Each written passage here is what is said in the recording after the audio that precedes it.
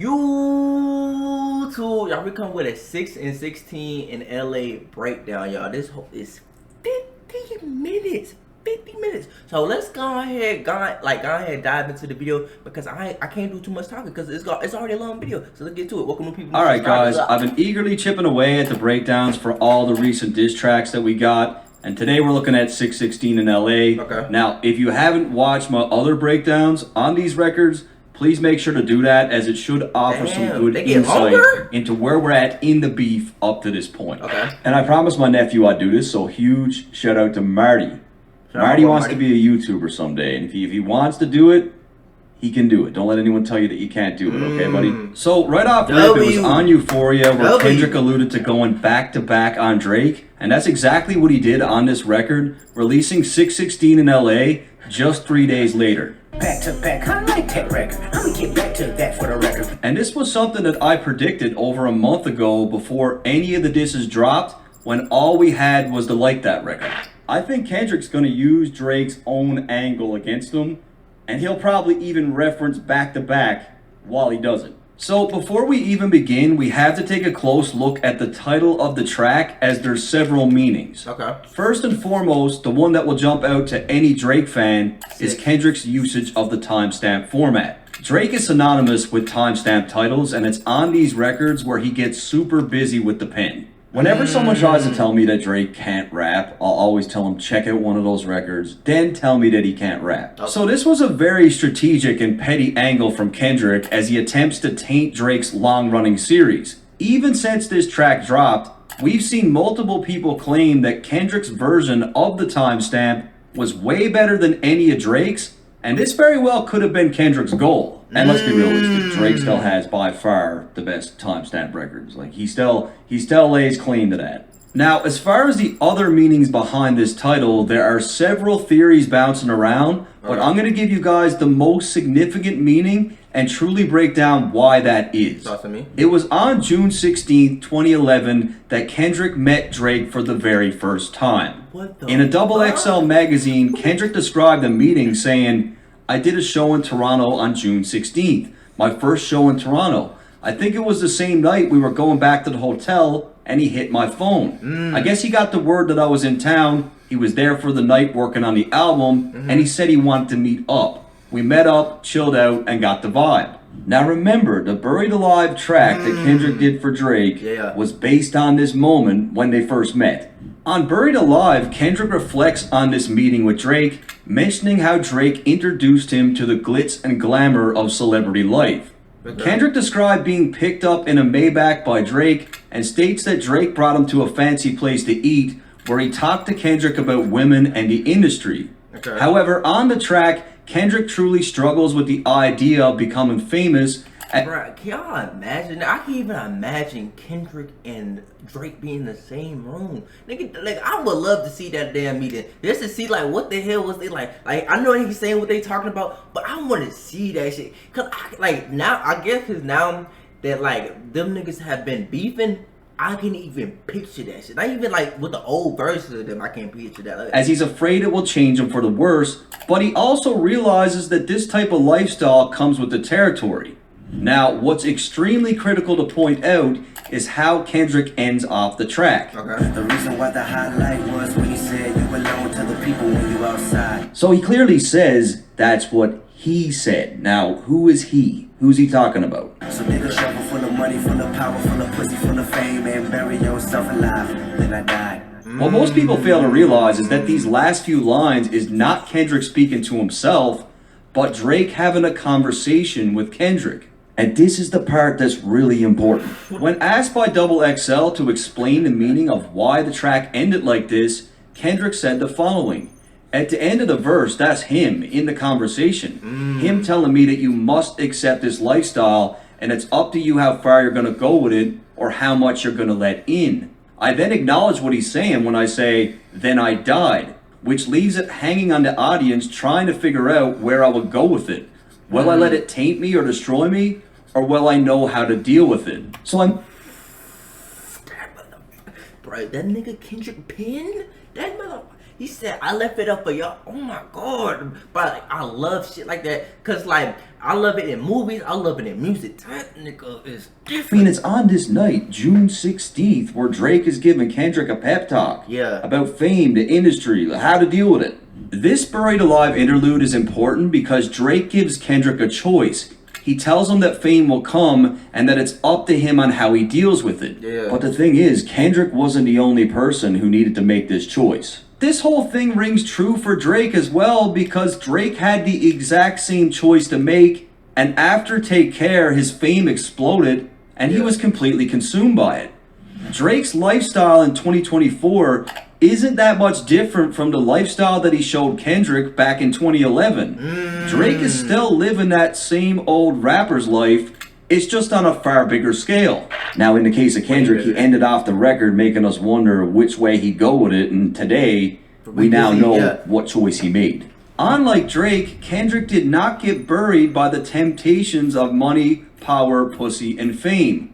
Both artists took an entirely different route, and the Buried Alive interlude is important because it acts as a full circle moment. By Kendrick using the date June 16th in the title, Drake knows exactly what he's referring to, and bringing this up 13 years later is extremely powerful. Kendrick proved to have the strength to resist the temptations that Drake warned him about, and Drake himself was weak and couldn't do the same. Now I gotta say, Drake flips this narrative really well on Family Matters, but that one's coming up next. When we get a track like Euphoria, all these years later, the shit that he's saying to Drake is all the more impactful. I'm allergic to the lame shit, only you like being famous. Fans might take lines like this one lightly, but it holds a lot of depth because Kendrick knows that when he first met Drake had plans of keeping a level head, as that's what their conversation was about. This is only further confirmed in the Double XL interview when he talks about Drake and the concept of the Buried Alive track. I felt like he was in a space now where vanity's everywhere, and he had his hands on every bit of it, and he's trying to escape that. But what's clear today is Drake lost this fight. I mean, he didn't escape it at all. It's a 2004 Acura TSX. It's a nice first car for like a teenager, I guess, as opposed to a Mercedes or a BMW. I think that's pretentious, personally. Wow. Damn. This shit hit way harder now because I didn't know that about Drake. I thought Drake would always be like this. But like, niggas like, bro, I don't want the Mercedes. I don't want the BMWs. It's like pretentious. But now that's all you can catch that nigga in. But see, I'm gonna be fair though. I'm gonna be fair to like the Drake fans out there. Maybe like when you get like so much money, I can't even say that because like Kendrick got shit. He got hella money too. So shit, never mind. Shit, hey, that's a W for Kendrick right there. And this is exactly why Kendrick uses June 16th in the title and why it's so significant. It's by far the most significant use of the title. 6/16, the day that they first met. The first collaboration they did, Drake's sophomore album, an entire record was made about that moment. Now we're 13 years later, and it's coming up again.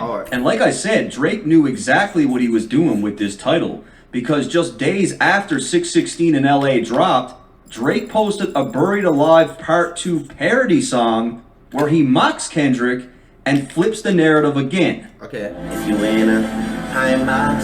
That's how you felt in 2011 while we wasting time. Dreams come true, Cody, this is where you die.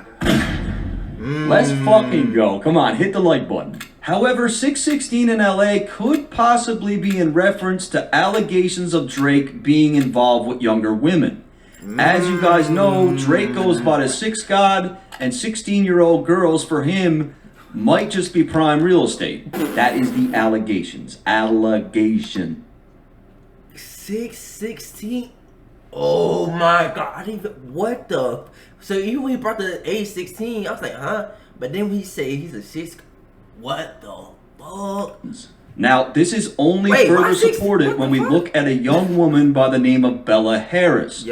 Bella is an LA-based model who, even at the age of 13, stood at a height of 5'10", and she skipped the teen division of modeling and moved directly up to the women's division. So get this, at the age of 13, this child is being like categorized and showcased as a full-grown woman. What? When I was about 13, I was really tall. I was like 5'9", and everyone's like, "Oh my God, how old are you?" I'm 12 or 13. And back in 2018, the internet went crazy as Drake was spotted with a then 18-year-old Bella taking pictures that resembled that of a happy couple. She 18.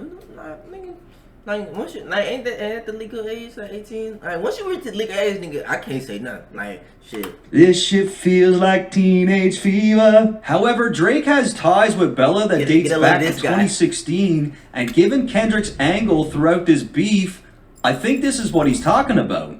This is a picture of Drake and Bella at Rihanna's Anti-World Tour.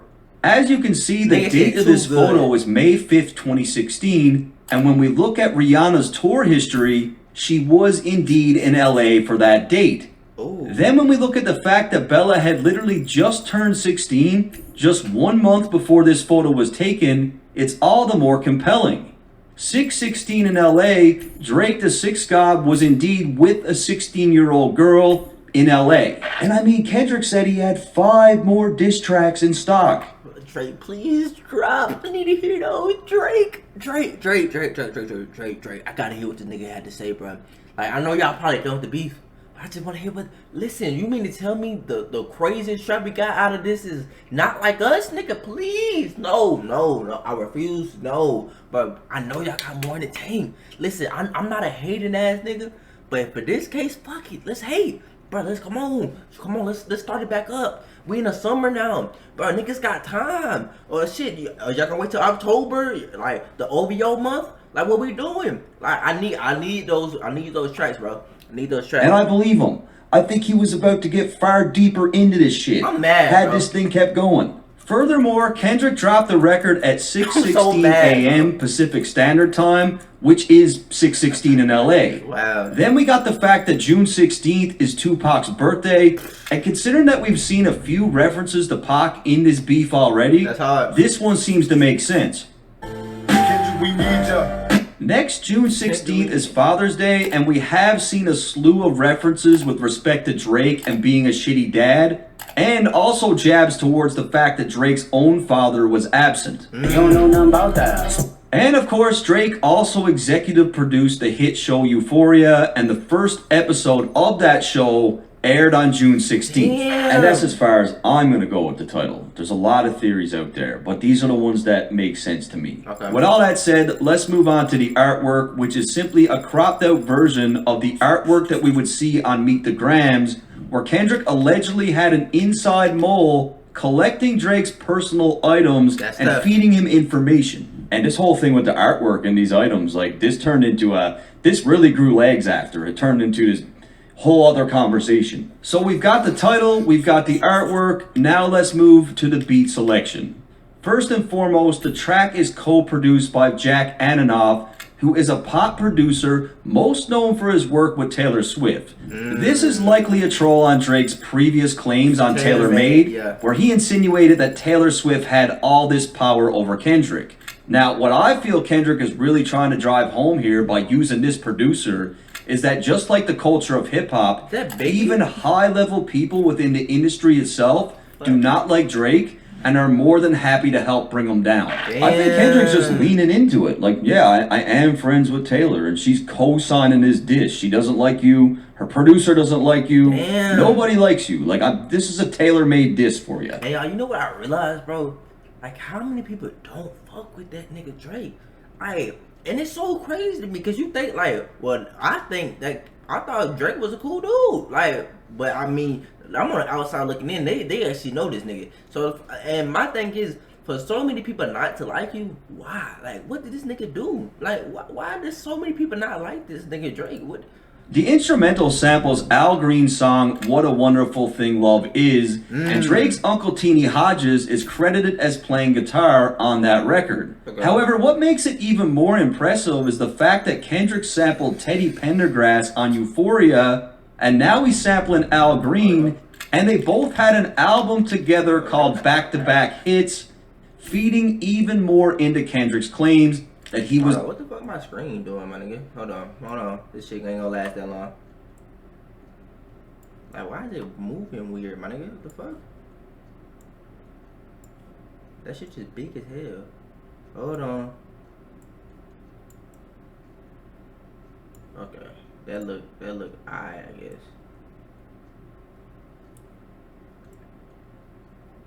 Okay, fuck it. Was going back to back on Drake. And people say that Kendrick fans are reaching all the time, but this is clearly thought out. I mean, these records were very, very well planned. With all that said, we can now finally get into the lyrics of the song.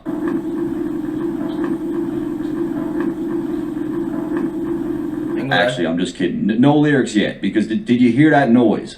Like, what in the fuck is that? People were claiming that this sound was from the V12 liposuction machine, which was something that Kendrick referenced on Euphoria. But when you really listen to that machine in action, it doesn't sound like this at all. What is that? And the main reason why this video took so long is because I got extremely subject stuck on finding out what the sound was. Oh, word. First I thought that it could be a money counter. I thought maybe it's a lie detector test. Then I was thinking it was one of those old 16 mil projectors. Then I was thinking maybe it could be a life support machine. A life support machine? What the hell?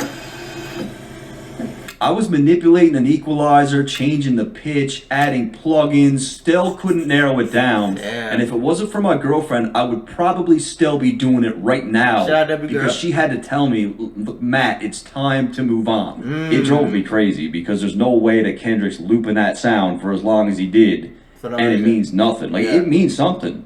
And Drake's probably the only one who's going to pick up on it. However, something I do feel fairly confident about is that if you really listen to the beat closely, Kendrick chooses to chop up the Al Green sample and loops it so that it sounds like he's saying, "Boy Wonder."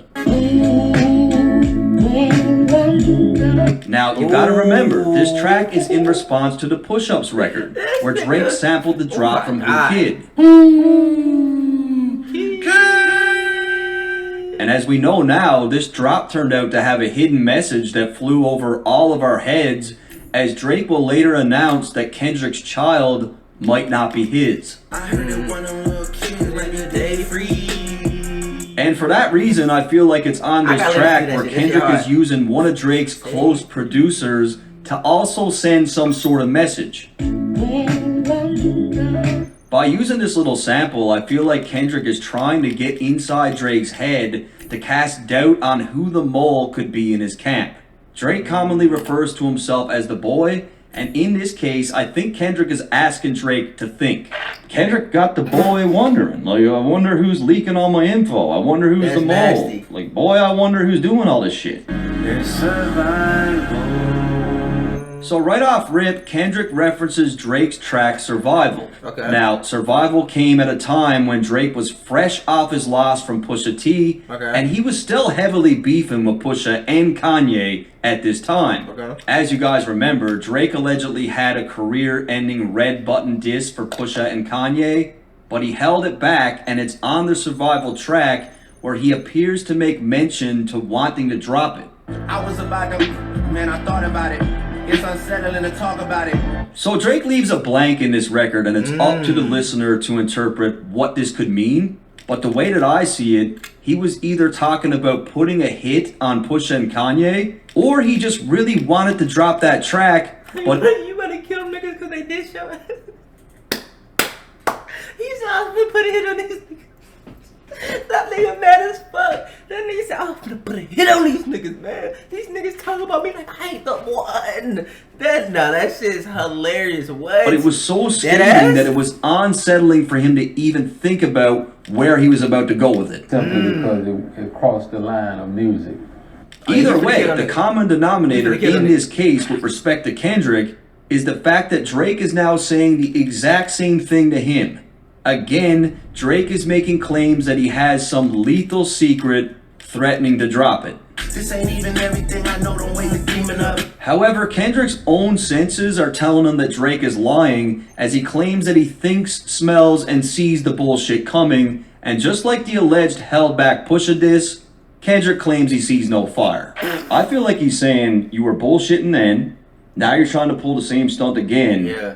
You're full of it. Off-white Sunseeker at the marina. Fuck a phantom, I like to buy yachts when I get the fever. Yeah. So right away here, any seasoned Drake fan will tell you that when it comes to timestamp records, Kendrick is clearly matching Drake's subject matter stylistically. Is there more to life than going on trips to Dubai? Yachts on the 4th of July, G5 soaring the skies. Roll big body, wild body, Calabasas, roll winder, sun shining, wax tires. But here's the thing, I don't think Kendrick's rapping from his own perspective here at all. I think he's rapping as if he were Drake. Yeah, that sounds like 13 years ago, Kendrick ended off the Buried Alive verse speaking in the perspective of Drake, and I feel he's now circling back to do that again. Off-white Sunseeker at the marina. Fuck a phantom, I like to buy yachts when I get the fever. So, rapping in the perspective of Drake, he says Off-White Sunseeker. Now, this would be in reference to one of Drake's close friends, Virgil, who not only had the designer brand Off-White, but also, during a 2022 Louis Vuitton fashion show, the background music for that show was an album by Tyler, the Creator, called Sunseeker.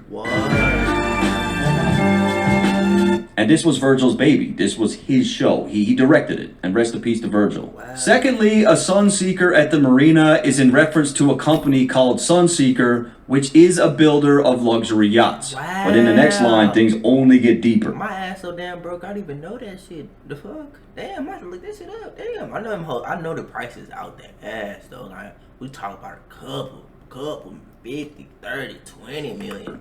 In the second line, Kendrick, from the perspective of Drake, claims that he's tired of buying Phantoms and now likes to buy yachts when he gets the fever. First and foremost, you gotta think about this. Kendrick does not rap about flaunting a lavish lifestyle. He doesn't own a yacht. He's not one for buying yachts. This is just so far outside of the subject matter in his music and what he represents, and that is because he is rapping as if he were Drake. I don't believe that this first chunk of the verse is from Kendrick's perspective at all. A Phantom is a model of car from Rolls-Royce that Drake not only owns multiple variations of, but he's mentioned the Phantom in at least 10 different tracks over the years, maybe even more. Wow. Now I'm in the Rolls with illuminated angel. All my Rolls Royces got a different body. Facts. Bought a white ghost, now shit is getting spooky. Leg hanging out the fan. However, Kendrick is painting it as if the Phantom is no longer scratching the itch for Drake. Fuck? He needs to go bigger, which is exactly what he did when he rented the Ocean Coral yacht in 2022. Damn. No one will say for sure how much Coral Ocean is worth, but I can tell you it's well north of $100 million. Wow. When Drake rented this yacht, he was going all over the place. Like, he was traveling everywhere. Now, here's where things take a turn and get a lot darker.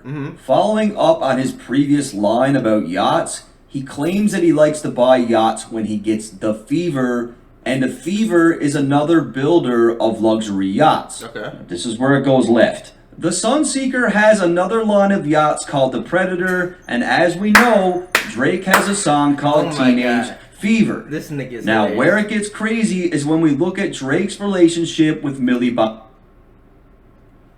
I like to buy yachts when I get the fever. Teenage Fever. The yacht. They got a line called Predator. This nigga's fucked, bruh.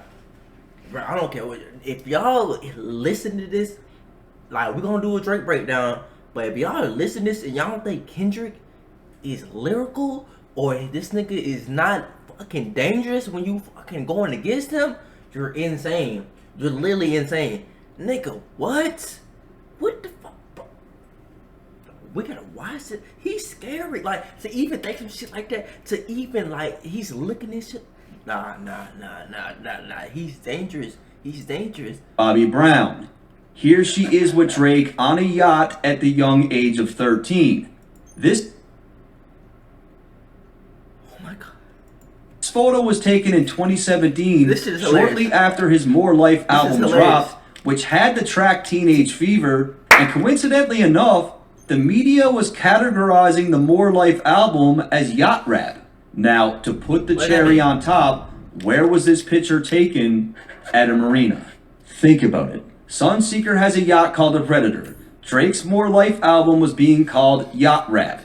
It had a track called Teenage Fever. He's with a 13-year-old girl on a yacht, and in this picture, they're at a marina. Oh my! This is not a coincidence at all. It's not. And Kendrick drops plenty of little clues here, just in how he pronounces certain words. And if you pay attention to how he says, "I like to buy yachts," he's actually making a reference to Dubai yachts.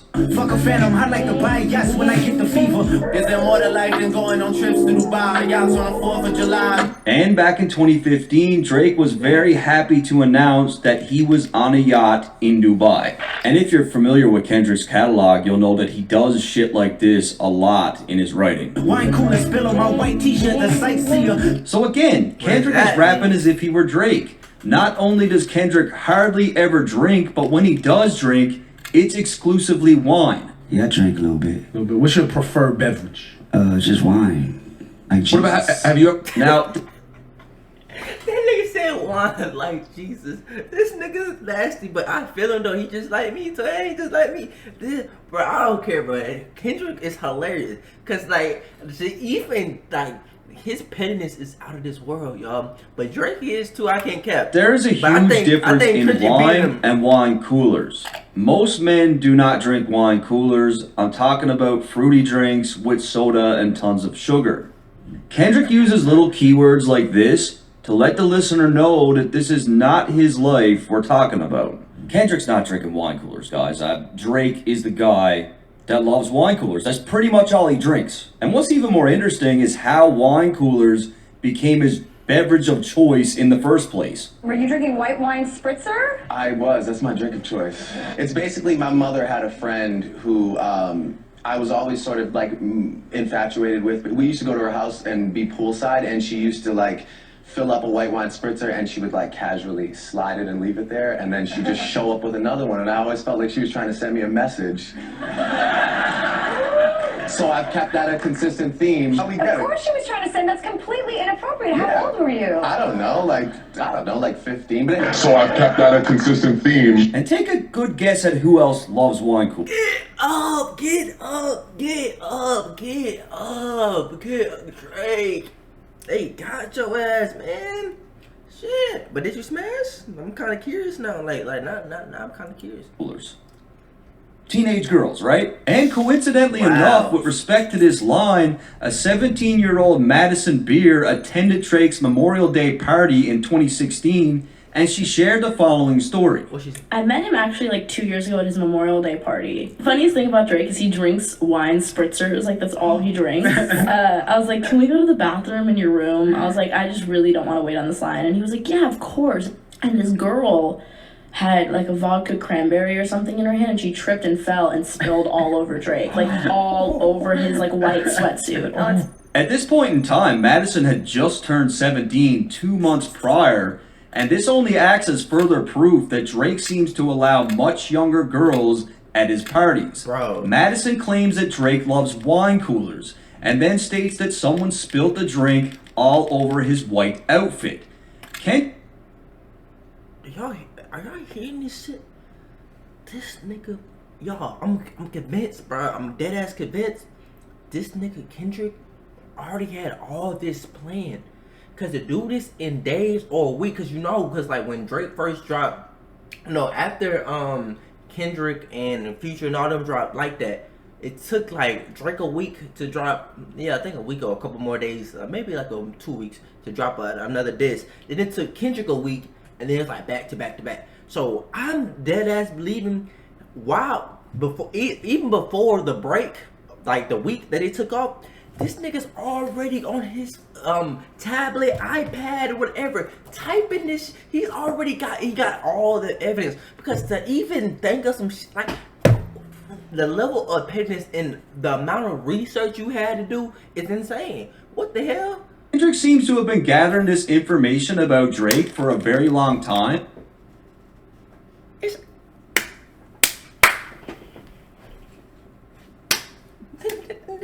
We on the same page. We're on the same page. Nigga, didn't I just say that? And on this track, I feel like he's sending subtle reminders that most of us wouldn't catch. Fun fact though, his house that he has a bathtub that is literally the size of this room. It's gigantic and so dope. I was like sitting in it. I was like, can I just lay here and like chill? I even found some footage of this exact Drake Memorial Day party where you can tell that the women in attendance, to me, don't really look like grown women. I mean, come on, guys. Like, I'm a fair man, but like, I'm not even assuming here. Like, these are clearly teenagers, right? Oh my God, bro. And when he talks about wine coolers, he's talking about shit like this. Following up on the previous line, Kendrick writes for Drake by calling himself a sightseer, which is exactly what Drake was doing in 2022 when he rented that $50 million yacht. Here he is in St. Bart's at a New Year's Eve yacht party, and what we can easily conclude about this party is that teenage girls were definitely in attendance because there's clear evidence of this happening. We got back from St. Bart's on Monday. Basically, it was an after party that we got invited to. It was on the Vava. So many cool people there.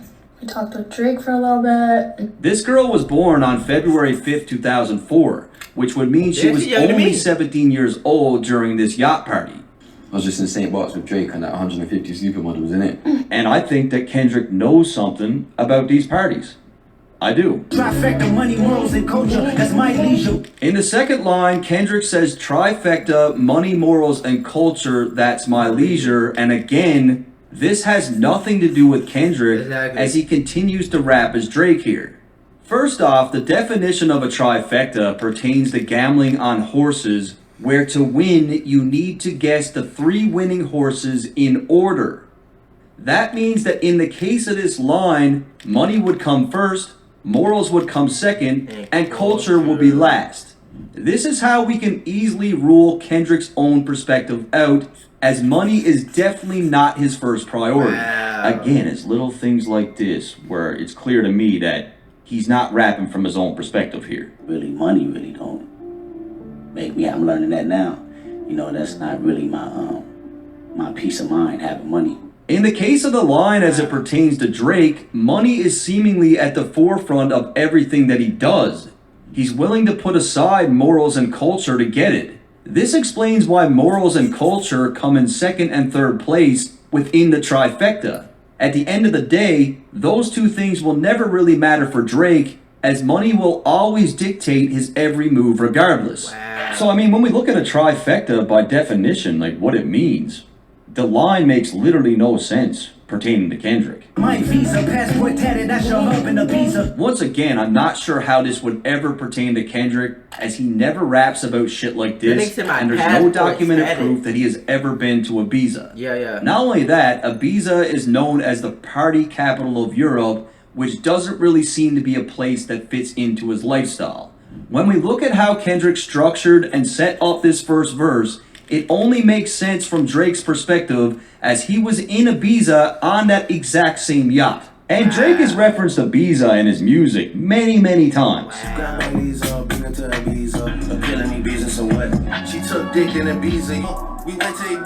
And this whole infatuation with Ibiza, for Drake, this is new. He never talked about it before in his music. It's only these recent years where he's been bringing it up a lot. It's almost like Ibiza has become Drake's new favorite hub, and if you listen to how Kendrick enunciates this line, that's exactly what he says. That's your hub in Ibiza, your hub in Ibiza. And I don't know why Drake loves Ibiza so much, but maybe Kendrick does. And again, in very recent times, Drake referenced a tatted passport in his music. My visa, passport tatted. I tatted your passport up. So this all ties and flows perfectly together in reference to Drake and how he lives his life. And given the fact that Kendrick rapped from Drake's perspective on Buried Alive, and this track is called 616 in LA, which was the date that they first met and the concept of that record, Kendrick is doing the same here. And the concept of the Buried Alive track is just as important for Family Matters, which we are doing next. Kendrick continues to replicate the subject matter that Drake showcases on these timestamp records.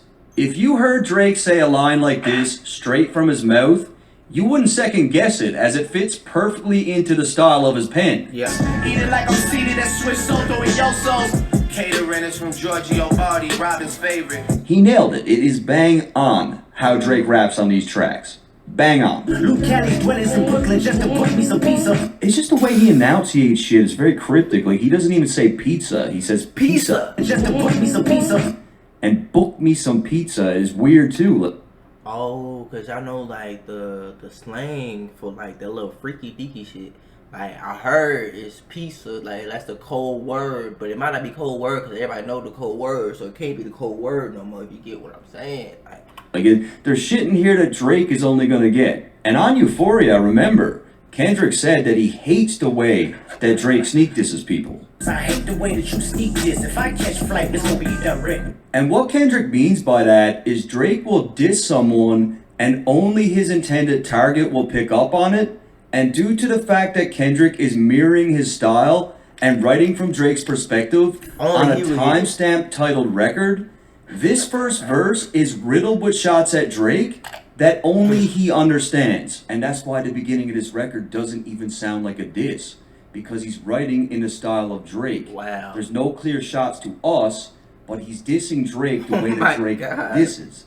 And because This Drake has nigga's been nasty. at this pizzeria in Brooklyn before, this is just another clue that Kendrick has given us that he's writing this verse from Drake's perspective. My confession is yours. And now we get to the point where I feel Kendrick does indeed switch perspectives back to himself, as it's at this moment where he starts to sing. And when you think about Drake's timestamp records, he doesn't really sing on those tracks at all. My confession is yours. Now, I saw that people tried to paint this line as if Kendrick was conflicted on whether or not he should go to war with Drake, but honestly, Kendrick has wanted this battle with Drake for a very long time. But who am I if I don't go to war? I don't think he's conflicted about the war itself, but he knows where he's about to go with this thing, and he's more or less confessing to God before he even puts his plan into action.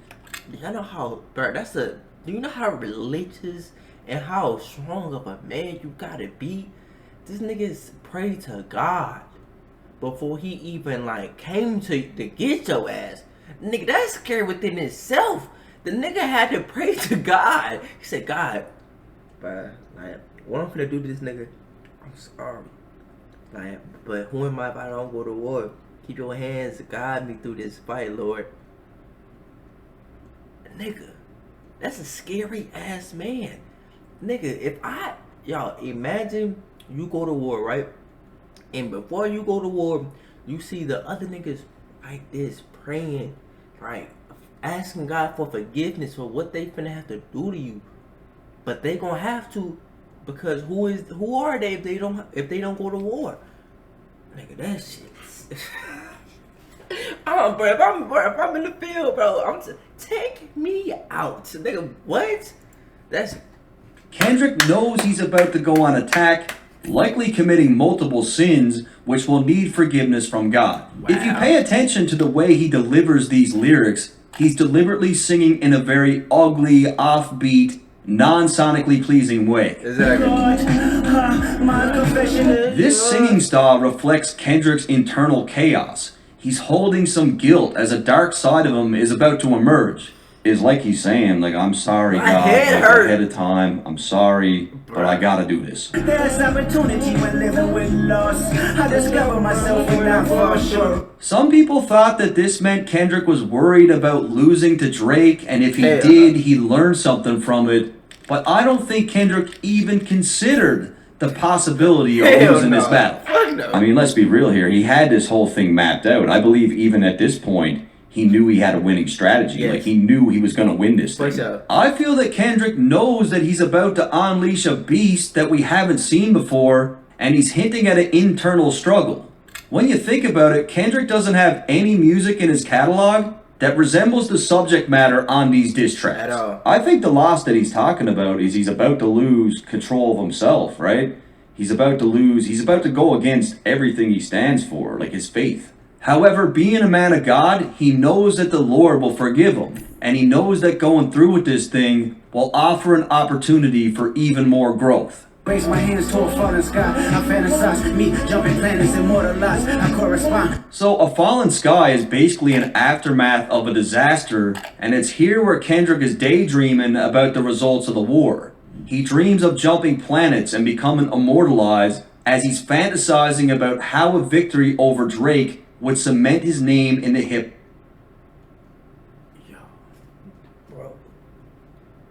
Yo, this nigga is scary, bro. Cause this nigga, bro, what the fuck? This nigga, bro, do y'all hear what this nigga is saying, y'all? Like, he already had it mapped. Like, he's like, bro, when I beat this nigga Drake, bro, I'm finna be immortal. Like, people finna put me on this crazy ass pedestal. And like, that's what this nigga's doing right now. Like, you gotta give credit to the boy, man. Hip-hop history books. And Kendrick's a rapper's rapper. Like, he's a hip-hop guy. And a lot of our legends had beefs, right? So I'm sure he's thought about adding a beef to his resume. He had to. These thoughts are so strong for Kendrick that they overpower his own faith, and it's here where he really decides that he needs to go through with it. He truly confirms this when he says, I correspond, meaning he needs to fulfill this fantasy. So I feel like he's daydreaming about like destroying Drake and getting him out of here and how that'll feel. That's and then hate. He snaps out of it. That's hate. And he says to himself, I gotta do this. I gotta go through with it. I correspond. 3 angels watching me all the time. Kendrick claims that he has 3 angels watching him, and for anyone who's familiar with Christianity, you will be well aware of Michael, Gabriel, and Raphael. These are the 3 main angels chosen by God, and each angel represents something different. Given the fact that Kendrick knows he's about to embark on a journey that's testing his faith, he knows that these 3 angels are with him for guidance on the mission. And guys, he pretty much confirms this by bringing up some of these angels later on in the track. Outside of this biblical reference, in 2013, Kendrick lost 3 of his close friends, Chad, Pup, and Braids. Wow. He mentions these guys on multiple songs, but on a YG record, he makes reference to all 3 of them. From what I could gather, he was really close with all 3 of these young men, so it's very possible that the 3 angels is with them is these guys too. So coming off his Euphoria disc, Kendrick painted Drake as a deadbeat dad. This whole shit, I got a son on the raise, but I can see you don't know nothing about that. Kendrick states that Drake is not instilling the same family values as he is, and in this line, he confirms that putting his kids to sleep with a prayer gives him 100% peace. This is all he seems to need. With Drake's kid, it's almost like he wants them to be just as famous as he is. Like almost like the Kardashians' kids or something, right? Where he's all up in the interviews, he's in the music videos, he's all over social media. Whereas Kendrick, you know, you're hard pressed to find even a photo of his kids. It's just 2 different parenting styles, we could say at a minimum. Tell me who gonna stop me, I come from love. Kendrick makes a reference to himself as he moves with love, strong morals, and integrity, and by living this way, he feels unstoppable. In contrast, as we heard on Euphoria, he doesn't feel like Drake has the same values at all. So, in Kendrick's mind, this is like a battle of good versus evil. So, Kendrick refers to someone by the name of Estelle. Now, it's not 100% confirmed, but this appears to be his grandmother, and when claiming that she covers his heart, he's alluding to her offering him protection. And I really tried to confirm who she is in relation to Kendrick. I went through his family tree, or I tried to. Very private. Like Drake's family tree, you can trace back to the 1800s, but Kendrick's is on lock and key. Like there's nothing there. Wow. But when it comes to Estelle, he's mentioned her before. Wow. There's also the fact that during Coachella, he had her name on his custom boots, where it clearly reads Estelle Oliver. Estelle Oliver on his mother's side. So I believe this is his grandmother. Wow. Remember when I picked up a pin, lyrics that I can trust, timid soul, staring in the mirror, asking where I was from. Kendrick appears to be reminiscing on a simpler time. When he first picked up the pen, he didn't have much to prove, but it also seems like he didn't have a lot of confidence. It suggested in the previous line that Estelle helped open him up, possibly helping him come out of his shell. And by all accounts, he was a very shy child, which really isn't that uncommon for these artsy type of kids. Like, they tend to be more withdrawn, right? And Kendrick himself once shared a story of just how shy he was. There was a math question that I knew the answer to, but I was too scared to say it. And then this little chick said the answer, and it was the right answer, my answer. That bothers me still to this day, being scared of failure. And from his past lyrics, we know that his grandmother had a huge impact on the entire family. Ever since grandma died, everyone parted ways, argue on holidays. He even said that all those Bro, no cap, bro. Like, losing my grandma, bro, you realize, like, how much, like, impact, like, they has, like, on your family, bro. Like, nigga, we don't go to shit no more, my nigga. Like, it's rare that we go to, like, Thanksgiving, Christmas, like, parties, bro. That should be wild, bro. But, like, I mean, it's not like we don't have our own things, but, like, sometimes they come to our stuff, but, like, it's just crazy. Grammys I really when need to see you that won side all of my those in a family, row, he said those are all at her house. My 7 trophies is at my granny's in heaven's arms. And he did say when she passed away, he was heartbroken. Grandma said I get some joy for my grave. That's my baby. When she died, my heart broke 100 ways. So when he was younger, it seems clear that this woman had a huge impact on his life. I know this type of power is gonna cost, but I live in circadian rhythms of a shooting star. Kendrick recognizes that he's asking a lot from the Lord while on this journey. Earlier in the verse, we heard him dream about becoming immortalized. He understands that the type of power that God has blessed him with comes with a cost. And to me, this first part of the verse here has a lot of references to God and religion.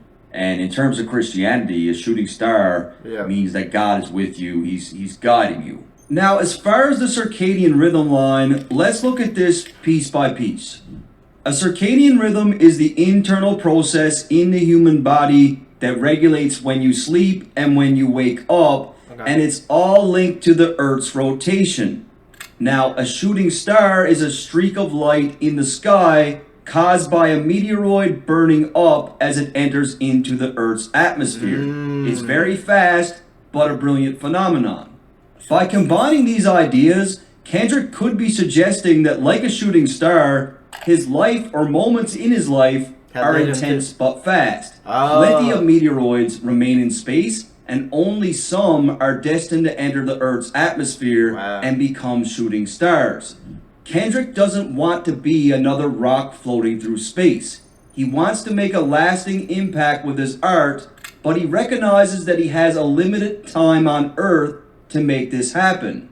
He lives by his own rhythm, one that is unique compared to the typical predictable cycles most people experience. The life that he lives has intense, brilliant moments that stand out against the regular circadian rhythm.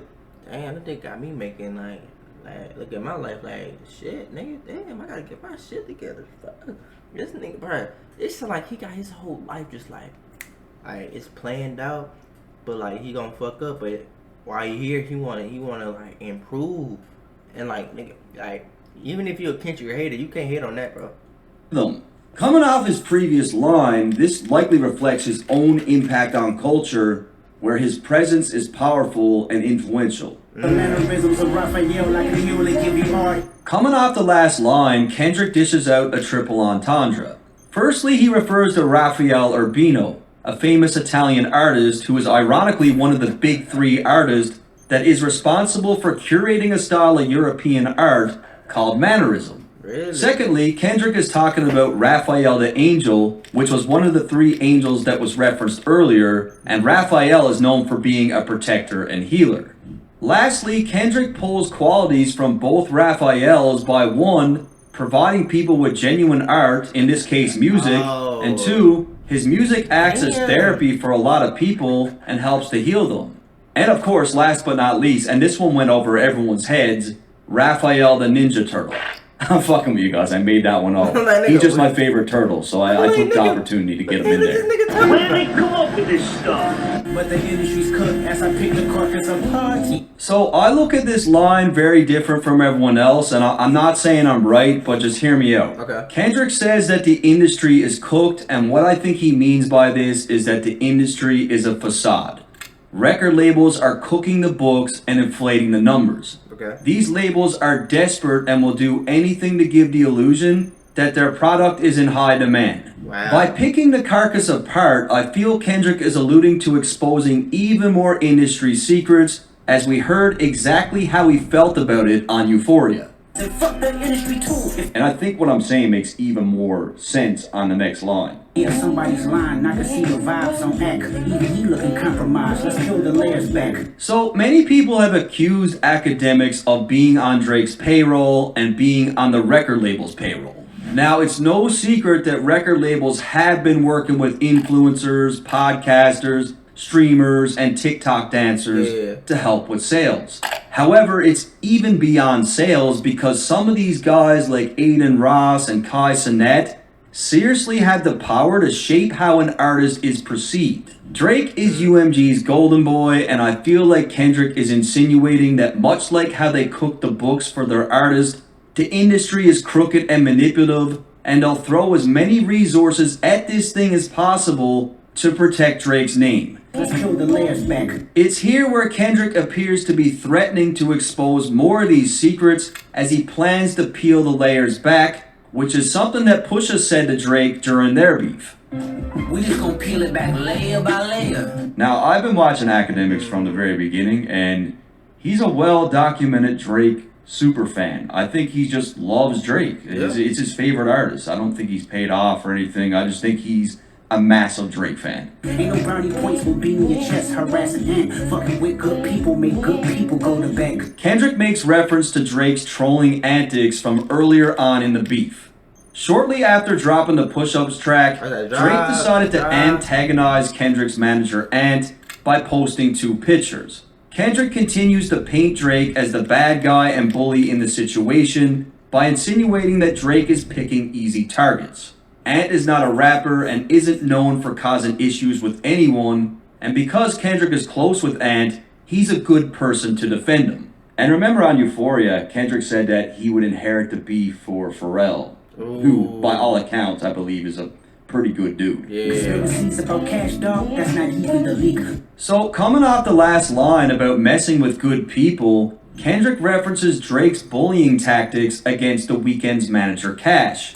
A lot of people thought that Cash could have been the mole that was feeding Kendrick information, but he confirms here that this is not the source of the leak. But I think the line actually works in another way also. Conspiracies about Cash Dog also perfectly ties into Drake's claims about Kendrick and Top Dog, where Drake stated on Push-Ups that the label was extorting Kendrick and taking 50% of the profit. Find the jewels like Cash Dog, I just need you to think. Kendrick really starts to play with Drake's head as he's asking Drake to think a little bit harder about who the mole could be. He makes a reference to Cash Doll, who was once robbed for $500,000 in jewelry. It would make a lot more sense if we could find out that it was someone close to Cash Doll that took his jewelry. And in order to do that, someone would need to watch all of her interviews. I promise, if I ever got robbed for $500, bro, I'm crying for $500, bro, days, bro, straight. Nigga, I'll be throwing up sick to the motherfuckers. I get that shit back. It was around the time I lost a whole jewelry box full of jewelry in LA. Somebody stole it from me. Oh, I remember that. You went, right? Yeah. Okay. Yeah, and it hurted. Because you didn't lose it, somebody took it. Yes, somebody stole it, so that's somebody you trusted. Yeah. But it's not just about the items, too, right? It's somebody you also know. about the people that you have around you, because that's also a warning call. So Kendrick has clearly been paying attention, and the fact that it was someone inner circle that had a hand in taking his jewelry, this line just gained even more depth. Wow. Find the jewels like Cash Dog, I just need you to think. Smart ass. Tough line, man. Yeah. You gotta say. Yeah. It is. Now, I don't want to feed too much into this Ebony Prince character from Twitter, but it is definitely interesting given the fact that he posted a bunch of jewelry and proof of receipts of alleged jewelry that Drake purchased. So, I mean, this could very well be in reference to all that. No one can confirm. It's all really weird. Are you finally ready to play? Have you ever? Let's see. Kendrick continues to turn up the heat and references his lyrics from Euphoria. Have you ever played? Have you ever? Okay, let's play. Now he really starts to mess with Drake's head. Have you ever thought that OVO was working for me? Kendrick cleverly attempts to make Drake question that line, all those around him by suggesting that someone close to him is not really on his side. Fake bully, I hate bullies. You must be a terrible person. Everyone inside your team is whispering that you deserve it. So pretty self-explanatory. Kendrick continues to paint Drake as the bad guy and implies that even his own team are preying on his downfall, claiming that he deserves everything that's coming. Can't pussy slide about it, this one is just gonna resurface. Kendrick references Drake's #1 smash, Tootsie Slide. This was a track that had everyone dancing during the summer of 2020, which is something that Drake is really good at doing. Left foot up, right foot slide. Now, Tootsie Slide conveniently dropped just 3 months after a video surfaced of Drake, where he's kissing a 17-year-old girl on stage.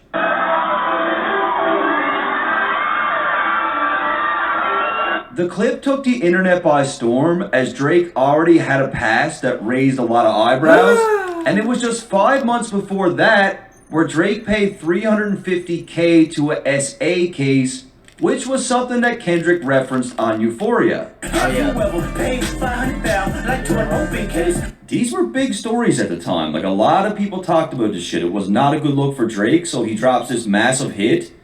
And of course that helps deaden the noise, right? Yeah. However, when it comes to this beef, Kendrick seems to be saying that even if Drake pumps out another big hit, the damage that he's about to inflict in this war will never be forgotten. No matter what Drake says or does, he's not going to get away from what Kendrick's about to do.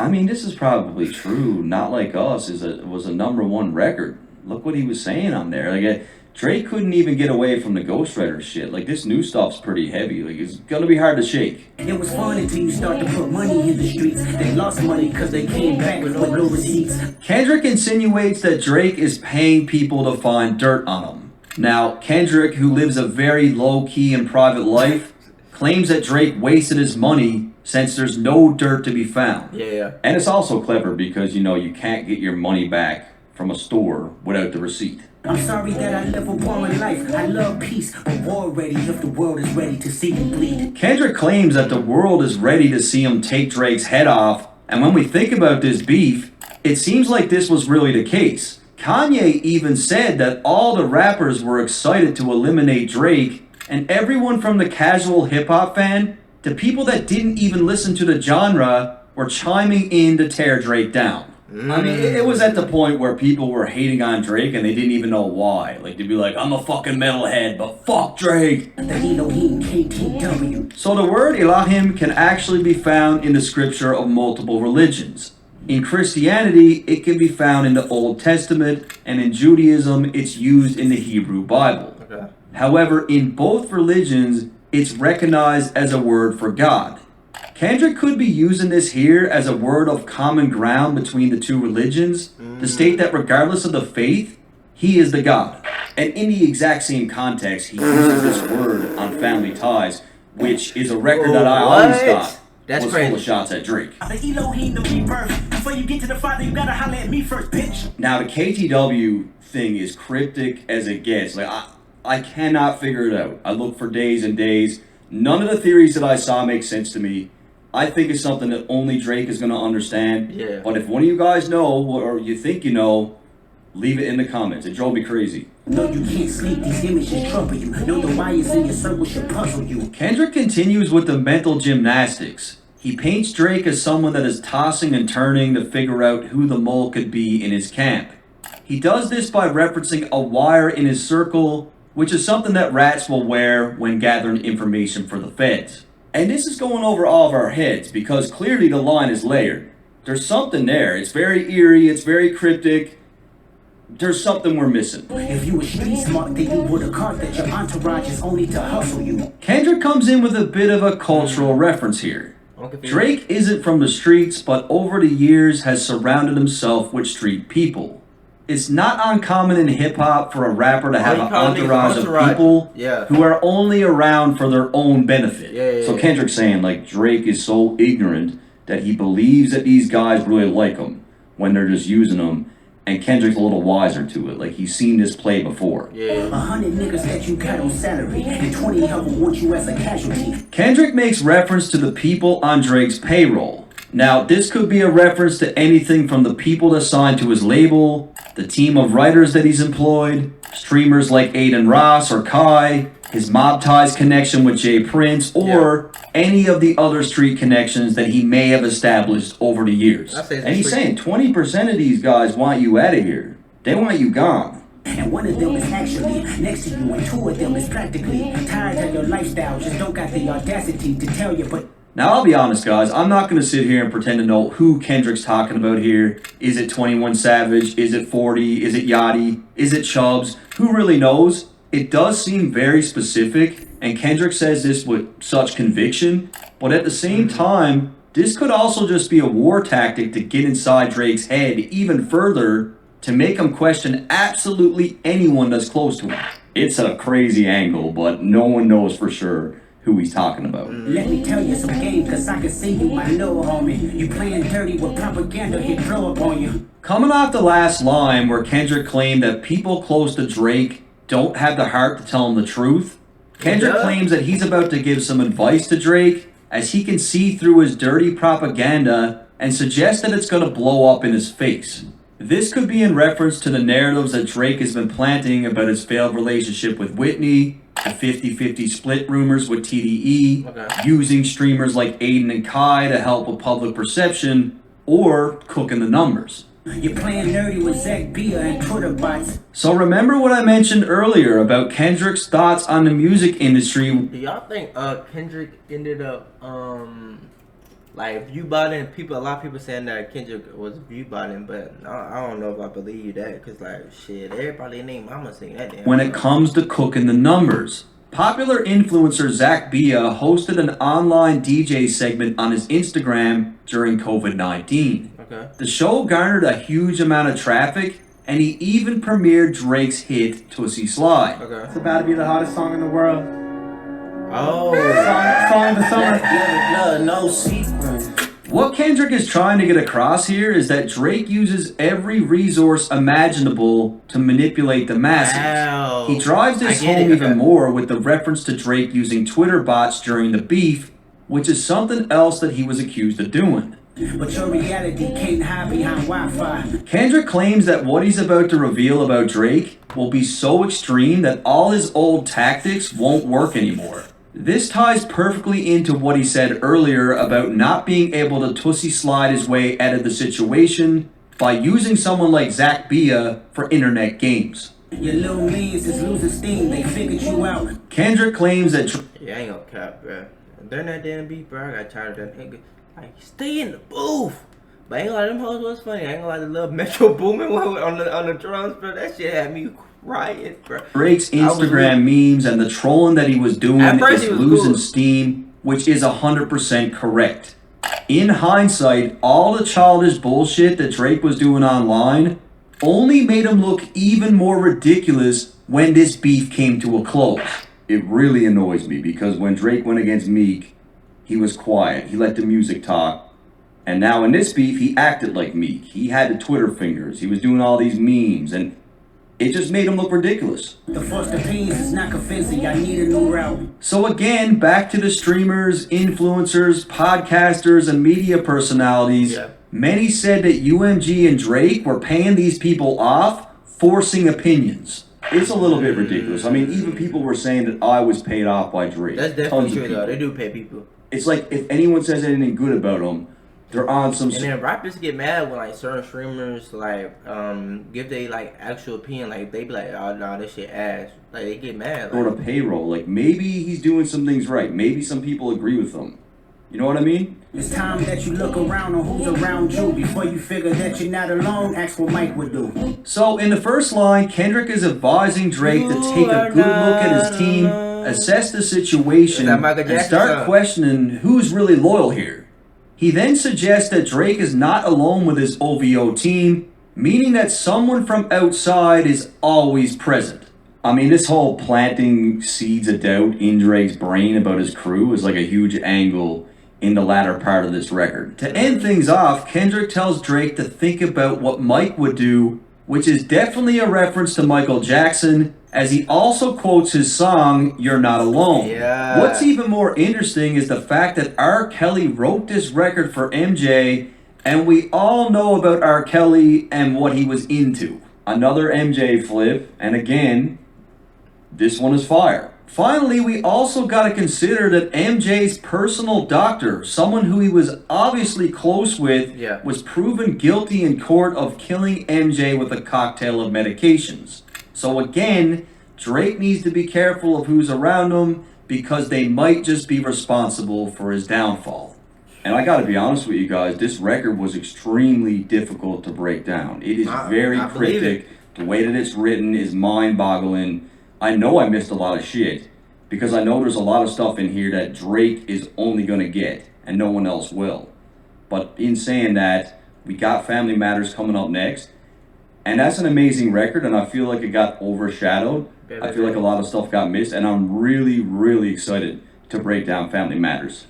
And that guy, What's the Dirt on YouTube? Yeah. I watched a bunch of his videos. Oh, he's dope. He's dope. Being on YouTube and like watching like What's the Dirt on, you know, the breakdown. I appreciate the Drake record a little more. That shit was fire. Yeah, it was cool too. Yeah. But there's a long history of Kendrick and J. Cole kind of taking shots at each other. Shout out to my boy What's the Dirt. He got a great YouTube channel where he's broken down all of this in extreme detail. What's the Dirt is so dope, He bro. kills it, right? It's Kendrick and fire. Shout out to What's the Dirt. That boy going crazy, bro. If y'all not subscribed to my boy, go ahead and subscribe. I'm gonna subscribe after this, and I'm gonna check out his Family Matters. I don't know if it dropped yet, but I'm gonna check. If it has dropped, I'm gonna react to it another day. But if y'all enjoyed the video, make sure you like, comment, subscribe. But yo, I got, like they said, I have a different appreciation for the song. Like, damn, I didn't even like shit. Boy, this boy, hey, What's the Dirt? You crazy for finding this stuff out. Kendrick's crazy for putting in the song. Shout out across the board. I'm ready for Family Matters. Hopefully I don't have any sides. If you have any sides and you're on Drake's side, it's looking a little spooky. Unless the beef keep going, y'all let me know if y'all think the beef gonna keep going. But love y'all. Stay safe now. See y'all next video. We out.